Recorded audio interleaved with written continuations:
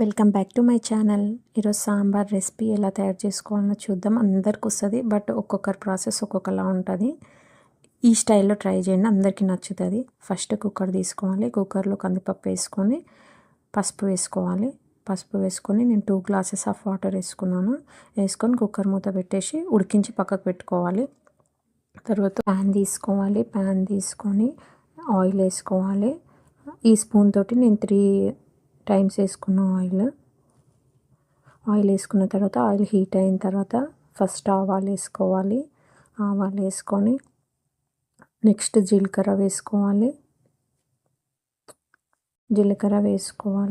తర్వాత మెంతులు వేసుకోవాలి. మెంతులు ఒక 4 వేసుకున్నట్ల మళ్ళీ చేదవుతుందని, కానీ మెంతులు వేస్తే చాలా టేస్ట్ వస్తుంది. తర్వాత వెల్లుల్లి రెబ్బలు వేసుకోవాలి. తర్వాత కర్రీ లీవ్స్ వేసుకోవాలి. ఒకసారి ఇట్లా మిక్స్ చేసుకొని పచ్చిమిర్చి వేసుకున్న తర్వాత ఆనియన్స్ వేసుకొని మంచిగా మిక్స్ చేసుకోవాలి. అవి ఇక్కడ కొంచెం సాల్ట్ కూడా వేసుకుంటే గోల్డెన్ ఫ్రై అవుతాయి, తొందరగా గోల్డెన్ ఫ్రై అయ్యేంత వరకు ఏమేయొద్దు, అట్లనే పెట్టాలి. మంచిగా మిక్స్ చేసుకొని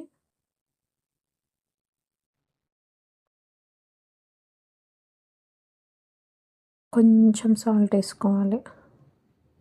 కొంచెం తొందరగా అవుతుంది అన్నమాట ఆనియన్స్ గోల్డెన్ ఫ్రై.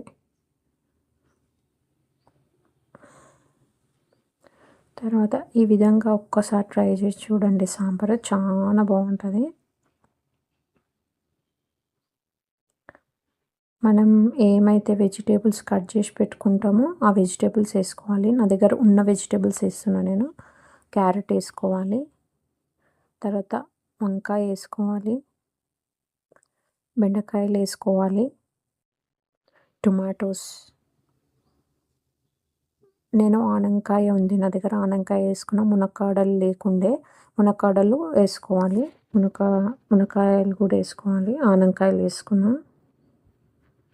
తర్వాత మంచిగా మిక్స్ చేసుకొని అవి మగ్గించుకోవాలి. క్యాప్ పెట్టేసుకొని మగ్గించుకోవాలి. మంచిగా అన్నీ కలిసేటట్టు మిక్స్ చేసుకొని మగ్గించుకోవాలి. మనకి మగ్గిన తర్వాత ఈ విధంగా వస్తుంది, ఆయిల్ అంతా పైకి తేలుతుంది. ఇప్పుడు మనం ఇక్కడ పసుపు వేసుకొని మళ్ళీ కారం నేను ఒక 1.5 స్పూన్ వేసుకున్నా. కొంచెం స్పైస్ తినేవాళ్ళు కొంచెం ఎక్కువ వేసుకోండి. 1.5 స్పూన్ అయితే కరెక్ట్ ఉంటుంది. తర్వాత సాంబార్ పొడి వేసుకొని మొత్తం మంచిగా మిక్స్ చేసేసుకోవాలి. సాల్ట్ వేసుకోవాలి, తగినంత సాల్ట్ వేసుకోవాలి. ఫస్ట్ కొంచెం వేసుకున్నాం కదా, చూసి మళ్ళీ సాల్ట్ వేసుకొని మంచిగా మిక్స్ చేసుకొని లిడ్ పెట్టేసుకొని ఒక 5 మినిట్స్ అట్లా ఉంచాలి స్టవ్ పైననే. 5 మినిట్స్ అంతా ముక్కలకి కారము ఉప్పు అవన్నీ పట్టేంత వరకు ఉంచి తర్వాత ఇప్పుడు చింతపండు గుజ్జు వేసుకోవాలి. తర్వాత తగినంత వాటర్ వేసుకోవాలి.